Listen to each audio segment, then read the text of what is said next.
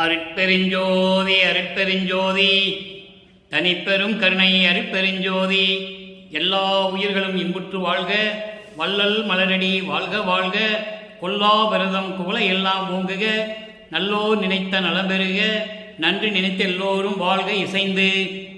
உலக மக்களே, அறிவார்ந்த அன்பர்களே, ஆண்மநேய ஒருமைப்பாடுடைய அன்பர்களே, வல்லப்பமான நமக்கு அருளிய திருவருட்பாவில் 3ஆம் திருமுறையில் 2ஆம் பதிகத்தில் இருக்கின்ற பாடலுடைய விளக்கங்களை பார்த்து கொண்டிருக்கிறோம். 2வது பதிகம் நாரையும் கிளியும் நாட்டுறும் தூது என்ற தலைப்பிலே நமக்கு வல்லப்பமானவர்கள் 10 பாடல்களை அருளியிருக்கிறார்கள். ஒவ்வொரு பாடலிலும் இறைவனை காண முடியாமல் ஏக்கம் கொண்டு எப்படியெல்லாம் நாரையையும் கிளிகளையும் தூது அனுப்புகிறார் என்பதை பார்த்து கொண்டிருக்கிறோம். அதற்கு முன்னாலே இதுவரை நாம் பார்த்த பாடல்களுடைய விளக்கங்களுடைய ஒரு முன் சுருக்கம். வல்லப்பெருமானவர்கள் இந்த மண்ணுலகை வருவிக்க உற்று சமயங்களும் மதங்களும் மார்க்கங்களும் சூழ்ந்திருந்த காலகட்டங்களில் அருட்பெருஞ்சோதி ஆண்டவரால் ஒரு தாயின் வழியாக இந்த மண்ணுலகை வருவிக்க உற்றார். காரணம், இந்த சமயங்களும் மதங்களும் மார்க்கங்களும் இனிமேல் தேவையில்லை என்று நினைத்து சமரச சுத்த சன்மார்க்க சங்கத்தை உருவாக்கி, அருட்பெருஞ்சோதி ஆண்டவர் உருவாக்கி அதை தன் மகனிடம் ஒப்படைப்பதற்காகத்தான் வல்லப்பெருமானவர்கள் இந்த மண்ணுலகை வருவிக்க உற்றார் என்பது தெள்ள தெளிவான விஷயம். அந்த நிலையில் இருக்கும்போது வல்லப்பெருமானவர்கள் இந்த மண்ணுலகை வருவிக்க உற்று 9 ஆண்டுகள் வரையிலும் தான் யார் என்ற நிலை தெரியாமல் இருந்து கொண்டிருக்கிறார். நமது குழந்தை இறைவன் வல்லப்பெருமானவர்கள் 9 ஆண்டுகள் கழித்து வருவிக்க உற்று 9 ஆண்டுகள் கழித்து அருட்பெருஞ்சோதி ஆண்டவர் ஆட்கொண்ட பிறகு அவருடைய மறைப்பு நீங்குகிறது. மறைப்பு நீங்கிய உடனே இறைவனை தேட ஆரம்பிக்கிறார். ஏன் இந்த மண்ணுலகுக்கு வருவிக்க உற்றோம் என்ற நிலை அப்போ அவருக்கு தெரியாது. ஆனால் மறைப்பை நீக்கிய பிறகு இறைவனால் வருவிக்க உற்றவன் என்ற நிலை மட்டும் தெரிகிறது. அப்போ இறைவனை தேடி திருவொற்றியூர் செல்லுகிறார். திருவொற்றியூர் செல்லும் பொழுது தெருவிலை நின்று கொண்டு இறைவன் பவனி வரும்போது பார்க்கும்போது இறைவன் மகனை பார்த்தவுடனே திரும்பி பார்க்காமல் சிவபெருமான், அதாவது தியாக பெருமான், ஒற்றியூரில் இருக்கின்ற திருவொற்றியூரில் இருக்கின்ற இறைவன் பெயர் தியாகராஜ பெருமான். அந்த தியாகராஜ பெருமான் என்பவர் தெருவழியை ஓடுகிறார் மகனை பார்த்து. ஏனென்றால் இன்னும் காலங்கள் இருக்கிறது, இவனிடம் சிக்கிக்கொண்டால் அவன் கேட்கிற கேள்விகளுக்கு பதில் சொல்ல முடியாது, இன்னும் காலங்கள் இருக்கிறதுனால் மகனை பார்த்து திரும்பி பார்க்காமல் ஓடுகிறார். இவரும் பின்னாலேயே ஓடுகிறார். ஆனால் ஓட்டத்தை பிடிக்க முடியவில்லை என்று சொல்லுகிறார். அதன் பிறகு சில காலம் கழித்து காலங்கள் மாறுகிறது. அப்போ இறைவன் மகனுக்காக காட்சி கொடுக்கிறார். இறைவனுடைய காட்சியை பார்த்து மெய்மறந்து நிற்கின்ற நிலையில் மீண்டும் மறைந்து விடுகிறார்.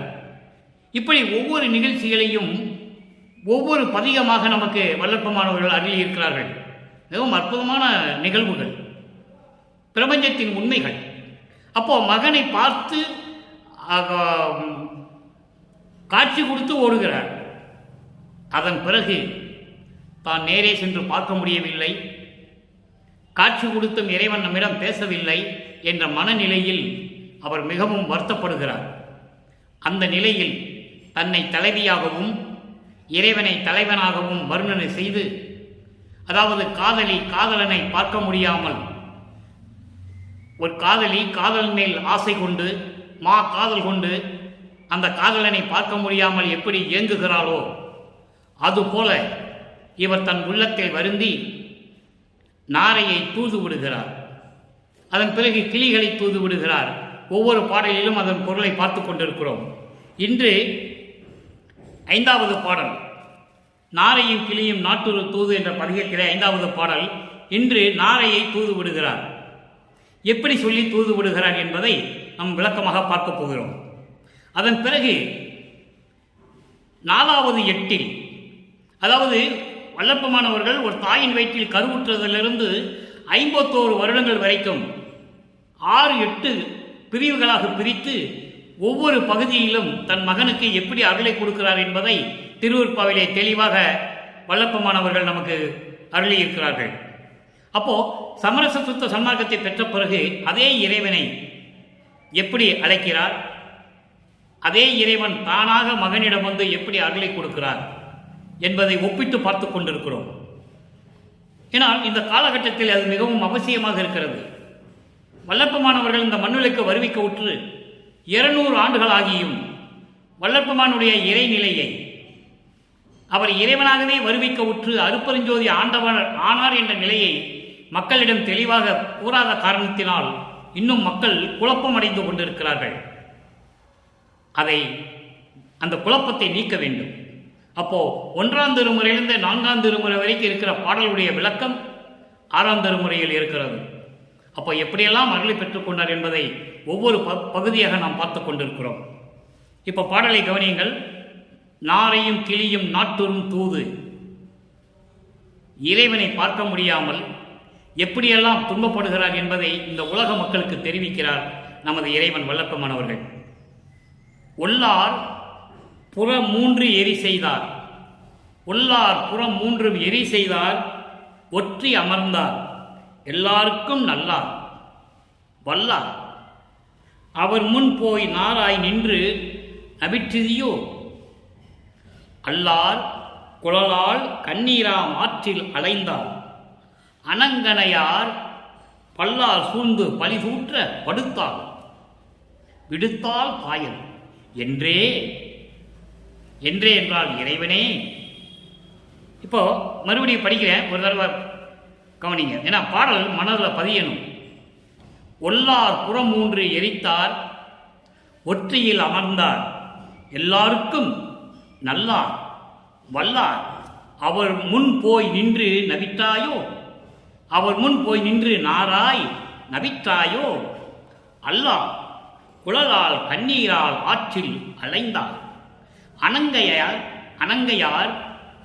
அனங்கையார் பல்லார் சூழ்ந்து பலிசூற்ற படுத்தார், விடுத்தால் பாயல் என்றே. இது பாடல். இப்போ இந்த பாடலில் இருக்கிற பதவுரை, அதன் பின் தெளிவுரை பார்த்த பிறகு, அவர் யார் என்ற நிலை தெரிந்த பிறகு, சமரச சுத்த சன்மார்க்கத்தை பெற்ற பிறகு எப்படி உலக மக்களுக்கு தெரியப்படுத்துகிறார் என்பதை பார்க்க போகிறோம். ஒல்லார் என்பது விரைவாக உடனே புறம் 3 எரி செய்தார். திரிபுரம் 3 திரிபுரங்கள், திரிபுரம் என்பது திரி என்பது 3 புறங்கள், 3 புறங்கள் என்பது 3 கோட்டைகள். விரைவாக உடனே 3 கோட்டைகளை எரித்தவர், முப்புறம் எரித்தவர் என்று சொல்லுவார். முப்புறம் என்றால் 3 புறங்கள், 3 கோட்டைகளை. 3 கோட்டைகள் என்பது 3 அரக்கர்கள். தரகாசூரன் என்ற ஒரு அரக்கனுடைய பிள்ளைகள் 3 பேர். வித்துன்பாலி, தாரகச்சன், கமலாட்சன். இந்த 3 பிள்ளைகளும் அரக்கர்கள். இவள் வித்துன்மாலி என்பவன் பொன் கோட்டையை கட்டி கொண்டிருக்கிறான், யாராலையும் அதை உடைக்க முடியாது. தாராச்சகன் என்பவன் வெள்ளி கோட்டையை கட்டி கொண்டிருக்கிறான், கமலாட்சன் இரும்பு கோட்டையை கட்டி கொண்டிருக்கிறான்.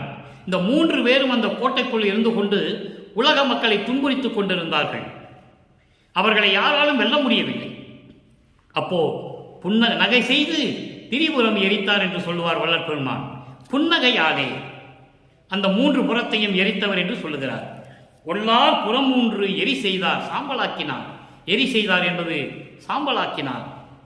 ஒற்றையில் அமர்ந்தார், திருவொற்றியூரில் இருக்கின்ற இறைவன் எல்லாருக்கும் நல்லார், உலக மக்கள் அனைவருக்கும் எல்லா உயிரினங்களுக்கும் நல்லவர், வல்லார், அருள் வல்லமைகளை படைத்த இறைவன்.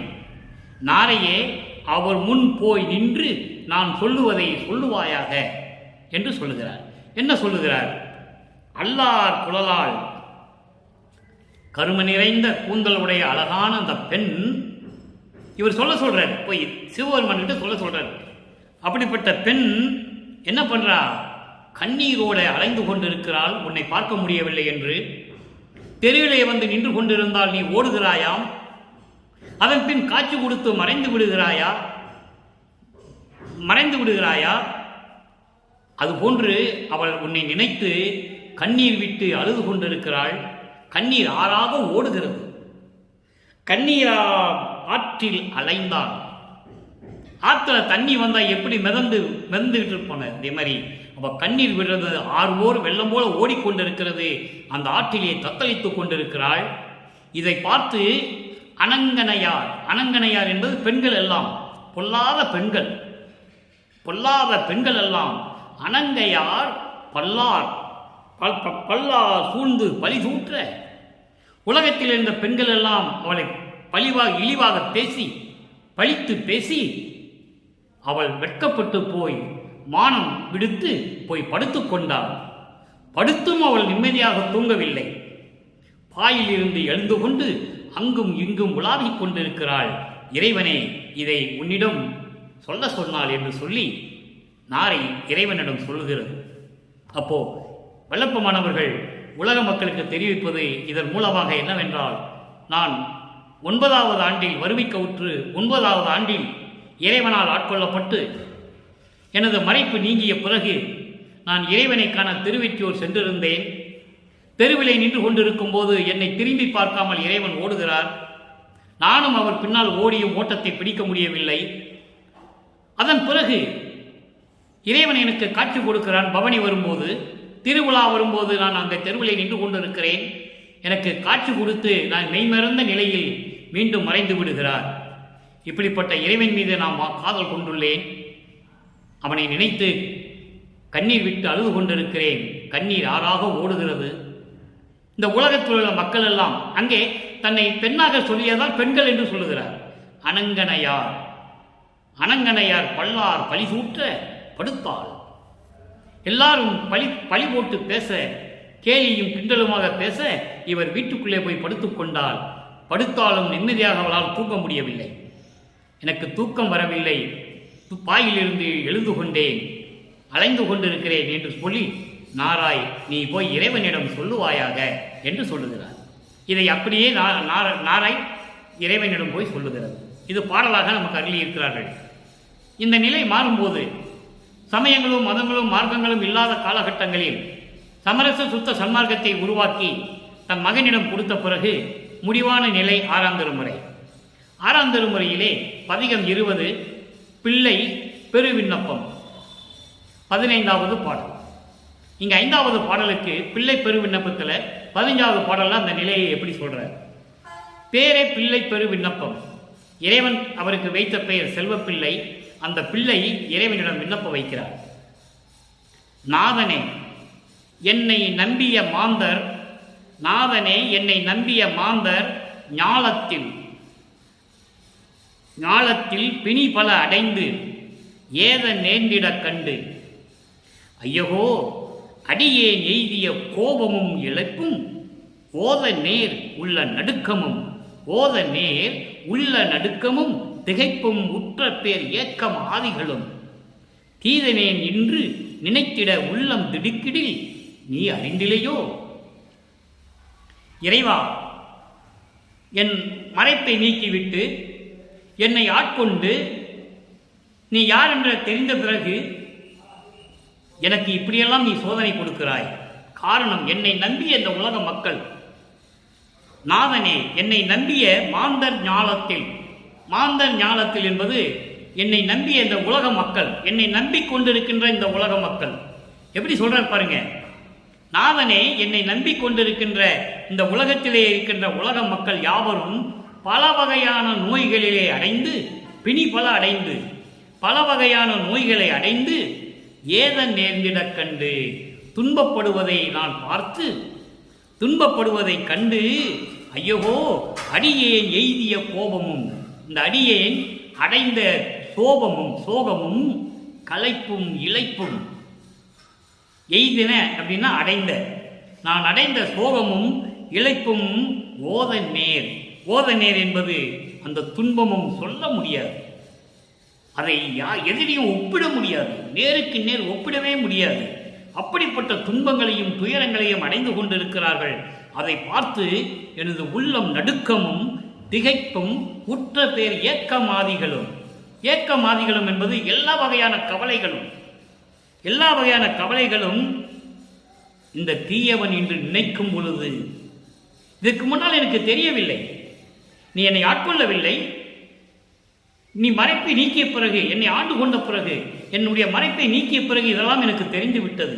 அப்போ என்னை நம்பி இருக்கிற இந்த உலக மக்கள் பல நோய்களிலே துன்பப்பட்டுக்கிட்டு இருப்பதை பார்த்து கொண்டு, ஐயோ இந்த அடியேன் அடைந்த சோகம், இளைப்பு, களைப்பு, துன்பங்கள் உள்ள நடுக்கம், திகைப்பு, ஏக்கம் போன்ற எல்லா கவலைகளும் சேர்ந்து இந்த தீயவன் என்று நினைக்கும் போது, இன்று நினைத்திட உள்ளம் திடுக்கிடல்.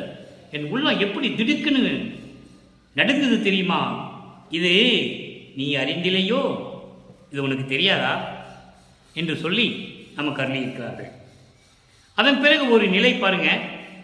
அதாவது வாதனை கழிவு, 24வது பதிகம். வாதனை கழிவு என்பது மாயைகளையும் மயக்கங்களையும் ஆசைகளையெல்லாம் நீக்க வேண்டும் என்று இறைவனிடம் வேண்டுதல். தந்தையிடம் வேண்டுகிறார். 1ஆம் திருமுறையிலிருந்து 4ஆம் திருமுறை வரைக்கும் சமயங்களிலும் மதங்களிலும் மார்க்கங்களிலும் சார்ந்து கொண்டு வல்லப்பெருமான் இருந்தார் என்பது உண்மை, யாராலையும் மறுக்க முடியாது. அப்போ அந்த நிலை அவருக்கு தெரியாது. அதன் பிறகு நிலை மாறிய பிறகு, சமரச சுத்த சன்மார்க்கத்தை பெற்ற பிறகு அது தேவையில்லை என்று சொல்லுகிறார். எல்லாமே பொய் என்று சொல்லுகிறார். பொறித்த மதம் சமயம் எல்லாம் பொய்யே என்று சொல்லுகிறார் ஞானசரியிலே. உடைந்த சமய குழி நின்று எழுந்து உணர்வின் அழியா ஒரு நெறியாம் சன்மார்க்க திருநெறி பெற்று வந்தேன் என்று சொல்லுகிறார். கொடுப்பாட்டிலே சொல்லுவார், வெறிக்கும் சமய குழியில் விளைந்தேன், தன்னை விழாத வகை மறித்து ஒரு பேரறிவு அளித்த வள்ளல் கொடி என்று சொல்லுவார். நான் சமயங்களையும் மதங்களையும் பின்பற்றி கொண்டுதான் இருந்தேன். ஆனால் அந்த குழியிலே இருந்து விழப்போகும்போது என்னை தடுத்து நிறுத்தி, மகனே இது உனக்கு தேவையில்லை, உனக்கு சுத்த சன்மார்க்கம் இருக்கிறது என்று சொல்லி சுத்த சன்மார்க்கத்தை கொடுத்து எனக்கு பேரறிவு அளித்த வள்ளல் கொடி என்று சொல்லுவார். இது கொடுப்பாட்டிலே வரும், கொடிப்பாட்டிலே வரும். சிற்சித்தி வணக்கம் 6ஆம் திருமுறையில் இருக்கு. ஆக அப்படிப்பட்ட நிலை வரும்போது பாதனை கல்வியில் என்ன சொல்றார் பாருங்க. ஞாயிற்கடையேன் கலக்கமெல்லாம் தவிர்த்து, எப்படி தெருவிலையும் வீதிகளிலேயும் சுற்றி தெரிந்த நமது குழந்தை இறைவன் வல்லப்பெருமானவர்கள் சமரச சுத்த சன்மார்க்கத்தை பெற்ற பிறகு இறைவனிடம் எப்படி வேண்டுகிறார் என்பதை நீங்கள் கவனித்து பார்க்க வேண்டும். அப்போ அவருடைய இறைநிலை வந்து கொண்டே இருக்கிறது. படிப்படியாக ஒவ்வொரு எட்டிலும் இருந்து கடந்து கொண்டு இருக்கிறார். தவிர்ந்து கலக்கமெல்லாம் தவிர்த்து நினது நல்லருளை ஈயில் கருணை கடலே என்னே கெடுவது. அற்புதமான பாடல். ஞாயிற்கடையேன் கலக்கமெல்லாம் தவிர்த்து நினது நல்ல அருளை ஈயில் கருணை பெருங்கடலே என்ன கெடுவது. இயற்கையிலே தாயில் பெரிதும் தயவுடையான், குற்றம் புரிந்தோன் தன்னையும் ஓர் செயற்கருதி அனைத்தான் என்று உரைப்பார், உன்னைத்தான் தெரிந்தாரே. இது பாடல். இந்த நாயை விட கேவலமானவன். நாயே இழிவான ஒரு பிராணி. அப்போ அந்த நாயை விட கேவலமானவன் நான். தன்னை தாழ்த்தி கொள்ளுகிறார். தந்தையிடம் தன்னை தாழ்த்தி பேசுகிறார். அப்படி இழிவானவன் நான் என்னுடைய கலக்கமெல்லாம் தவிர்த்து எனக்கு நல்ல அருளை நீ கொடுத்தால் என்ன கெட்டு போகும்? உனக்கு என்ன குறை வந்துடும்? கருணை கடலே, நீ கருணை கடல். எனக்கு நீ அருளை கொடுத்தால் அதனால என்ன கெட போகுது? உனக்கு என்ன குறைய போகுது? ஏன் தயங்குகிறாய்? எவ்வளவு அற்புதமா கேட்கிறார் பாருங்க. தந்தையிடம் கேட்கிறார், எவ்வளவோ கருணை கடல் நீ, எனக்கு அருளை கொடுத்தா உனக்கு என்ன கெட்டு போகும்? உனக்கு என்ன குறைஞ்சு போகும்? என்ன கெடுவது? இயற்கையிலேயே உண்மையிலேயே உன்னை தெரிந்தவர்களெல்லாம் எப்படி சொல்வார்கள் தெரியுமா? அவன் தாய் அன்பு உள்ளத்தை விட பெரியவன், தாயினும் பெரிய தயவுடையான், தாயினும் பெரிய தயவுடையான், குற்றம் செய்தவர்களையும் மன்னிக்கக்கூடியவன், குற்றம் செய்வர்களையும் ஒரு குழந்தையாக கருதி மன்னிக்கக்கூடியவன், அணைத்துக் கொள்ளக்கூடியவன் என்று உன்னை சொல்லுவார்கள் இந்த உலகத்தார். உன்னை தெரிந்தவர்கள், உன்னை அறிந்தவர்கள், உன்னை வணங்குகின்றவர்கள் எல்லாரும் என்ன சொல்லுவாங்க? நீ எனக்கு அருளை கொடுப்பதில் உனக்கு என்ன குறை இருக்கிறது? என்ன குறைஞ்சு போயிடுவ நீ? அப்ப நீ எனக்கு அருளை கொடுத்தால் என்ன சொல்லுவாங்க உன்னை பத்தி இந்த உலக மக்கள்? அவன் தயவுடையவன், தாயினும் பெரிது தயவுடையவன், குற்றம் புரிந்தோர் தன்னையும் கருதி குழந்தையாக கருதி அணைத்துக் கொள்பவன், அப்படிப்பட்ட இறைவன் என்று உன்னை சொல்லுவார்கள் உன்னை அறிந்தவர்கள், உன்னை வணங்குகின்றவர்கள் என்று சொல்லி இந்த பாடலை நமக்கு அருளி இருக்கிறார்கள். அடுத்த 3வது நிலை அபயம் வேண்டுதல். பதிகம் 35 6ஆம் திருமுறை அபயம் வேண்டுதல். அங்க 5வது பாடல். நாரையும் கிளியும் நாட்டுரு தூது என்ற பதிகத்தில் இருக்கின்ற 5வது பாடலுக்கு அங்கு 5வது பாடல் விளக்கம். சமரச சுத்த சன்மார்க்கத்தை பெற்ற பிறகு. சமரச சுத்த சன்மார்க்கம் வந்து ஒரு தனி மார்க்கம், எந்த சமயங்களையும் மதங்களையும் மார்க்கங்களையும் சாராத மார்க்கம். ஏன்னா வல்லபெருமான் தெளிவாக சொல்லுகிறார்கள், எல்லாமுடைய அருட்பெருஞ்சோதி அற்புத கடவுளே, இது தொடங்கி எக்காலத்தும் சுத்த சன்மார்க்கத்தின் முக்கிய தடைகள் என்று சொல்லுகிறார். சமயங்கள் மதங்கள் மார்க்கங்கள் என்பவற்றின் ஆசார சங்கற்ப விகற்பங்களும் வருணம் ஆசிரமம் முதலிய உலகாச்சார சங்கற்ப விகற்பங்களும் எங்கள் மனதில் பற்றாபடி அருள் செய்தல் வேண்டும். சுத்த சன்மார்க்கத்தின் முக்கிய லட்சியமாகிய ஆன்மநேய ஒருமைப்பாட்டுரிமை எங்களுக்குள் எக்காலத்தும் எவ்விடத்தும் எவ்விதத்தும் எவ்வளவும் விலகாமல் நிறைந்து விளங்க செய்வித்து அருள வேண்டும். அற்புதமாக இருக்கும். அப்போ இது வந்து சமரச சுத்த சன்மார்க்கம் வந்து ஒரு தனிப்பட்ட மார்க்கம், எதையும் சாராத மார்க்கம் என்பதை நீங்கள் புரிந்து கொள்ள வேண்டும் நண்பர்களே. இப்போ இந்த பாடலை பாருங்க, அபயம் வேண்டுதல் 5வது பாடல்.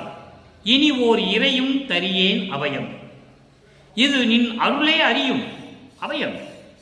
கனியேன் என நீ நினையேல் அபயம், கனியே கருணை கடலே அபயம். தனியேன் துணை வேறு அறியேன் அபயம், தகுமோ தகுமோ தலைவா அபயம். துணியே அற வந்து அருள்வாய் அபயம், சுக நாடகனே அபயம் அபயம். பாடல். அபயம் என்றால் அடைக்கலம். நீதான் எனக்கு துணை என்று சொல்லுவது, நீ எனக்கு அடைக்கலம் தர வேண்டும் என்று வேண்டுதல். இனி ஓர் இறையும் தரியேன் அபயம், உன்னாலே இந்த மண்ணுலைக்கு வருவிக்க உற்று நான் பட்ட துன்பங்கள் துயரங்கள் போதும். இனி ஒரு சிறிது நொடி கூட, சிறிதளவு கூட இனிமேல் நான் சகித்துக் கொள்ள மாட்டேன். நான் உன் அடைக்கலம், இது நின் அருளே அறியும், இது உன்னுடைய அருளே அறியும், நீயும் அறிவாய், உன் உள்ளமும் அறியும். கனியேன் என நீ நினையேல் அபயம், கனியேன் என நினையேல். நான் இரக்கமில்லாதவன் என்று நீ நினைத்தால் நான் என்ன செய்வது? நான் இரக்கமில்லாதவன் என்று நீ நினைத்தால் நான் என்ன செய்வது? நான் உன் அடைக்கலம் அல்லவா? கனியே, இரக்கம் குணம் கொண்ட இறைவனே, கருணை கடலே, நான் உன் அடைக்கலம். தனியேன் துணை வேறு அறியேன். தனியேன் என்பது தனித்து விடப்பட்டவன். தனித்து விடப்பட்டவன் எப்படி? இந்த பிரபஞ்சத்திலேயே எத்தனையோ திருவிளையாடல்களை செய்து கொண்டிருந்திருக்கிறாய், எவ்வளவோ திருவிளையாடல் நடந்து கொண்டிருக்கிறது. ஆனால் என்னை மட்டும் இந்த மண்ணுலைக்கு வருவிக்க செய்வதற்காக ஒரு தாயின் வழியாக வருவிக்க செய்து நான் தனியாக விடப்பட்டவன். உனக்கு தனிமையில் நின்ற மகன் நான் தனிப்பட்டவன், யாருடையும் சாராதவன். என்னை யாரும் உருவாக்கவில்லை, நீயே என் தந்தை அருளுடையாய், என்னை நேர்ந்து பெற்ற தாயே என்று சொல்லுவார்.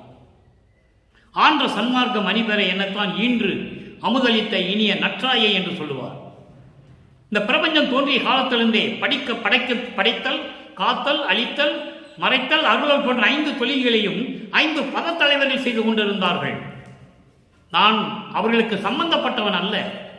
என்னை படைத்தவன் பிரமன் அல்ல, என்னை காப்பவன் திருமால் அல்ல, எல்லாமே நீதான்.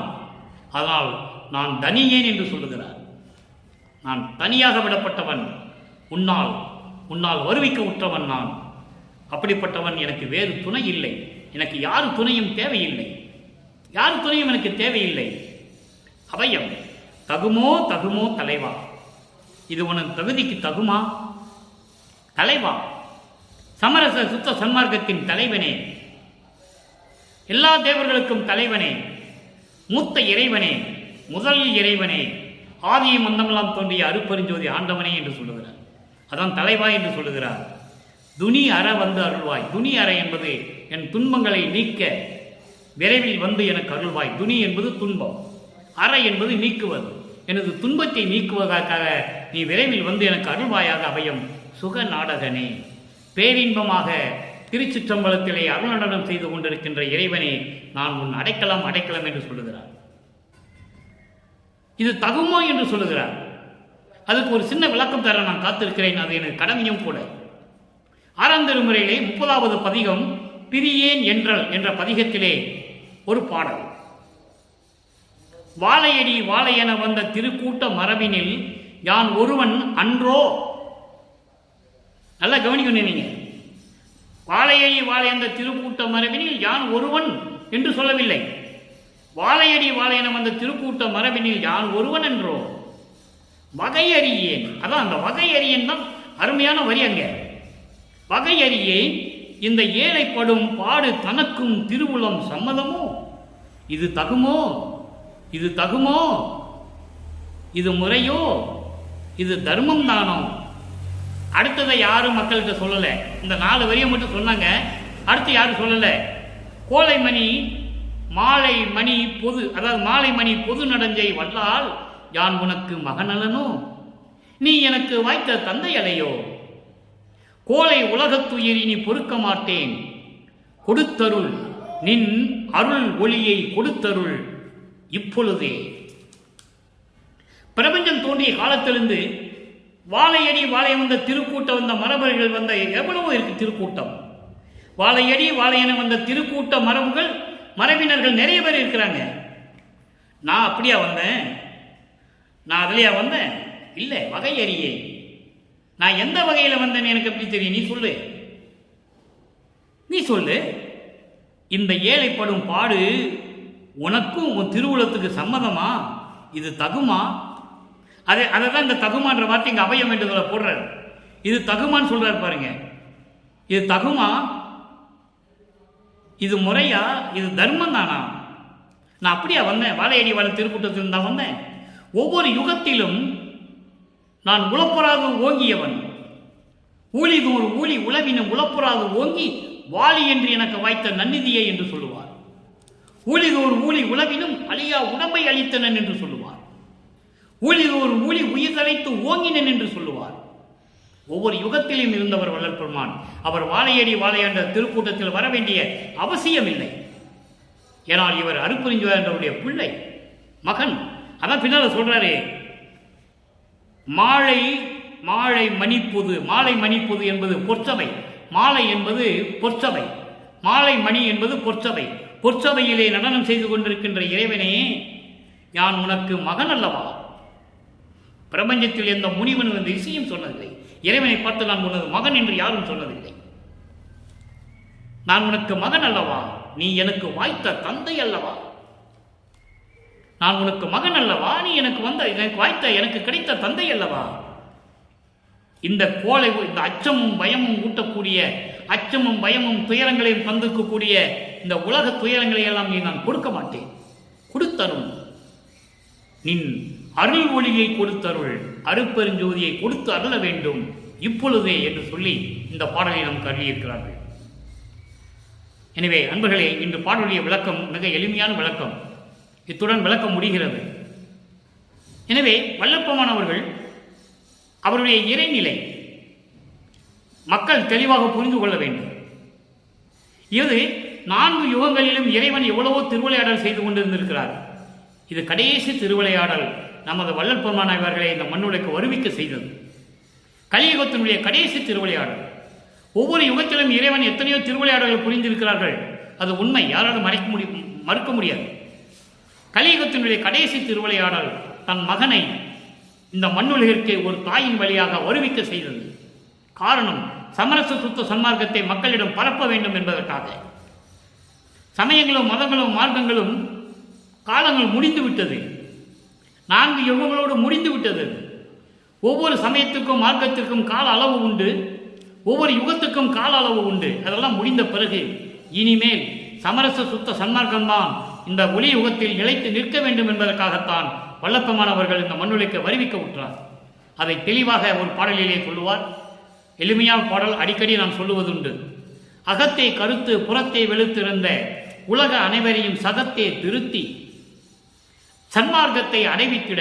நல்லா கவனிக்கணும். நீங்க ஏற்கனவே சமயங்களிலும் மதங்களிலும் மார்க்கங்களிலும் உழந்து கொண்டு அதை மனதிலே வைத்துக்கொண்டு உள்ளொன்றுமாக புறமொன்றுமாக திரிந்து கொண்டிருந்த மக்கள், உலக மக்கள் அனைவரையும் திருத்தி என்பது அவர்களுக்கு வலியுறுத்தி சொல்லிக் கொடுத்து சன்மார்க்க சங்கத்தை அடைவித்திட சமரச சுத்த சன்மார்க்கத்தில் சேர்த்து அவரும் பரத்தை பெற்று